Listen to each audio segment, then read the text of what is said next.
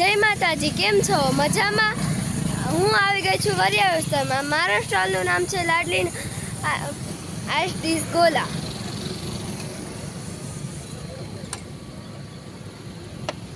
આજે આપણે પૂછવાના છે કસ્ટમરને ગોળા કેવા લાગ્યા. તને ગોળો કેવો લાગ્યો? તને એમ કે મસ્ત લાગ્યો એમ કહી દો. મસ્ત લાગ્યો? આમ કરતે ખાઈ લીધો. તમને ગોળો કેવો લાગ્યો? એકદમ મસ્ત અને કલરમાં પણ કોઈ જાતની ભેળસેળ નહીં આવતી. એકદમ ફેવરેટ, મસ્ત મજા આવી.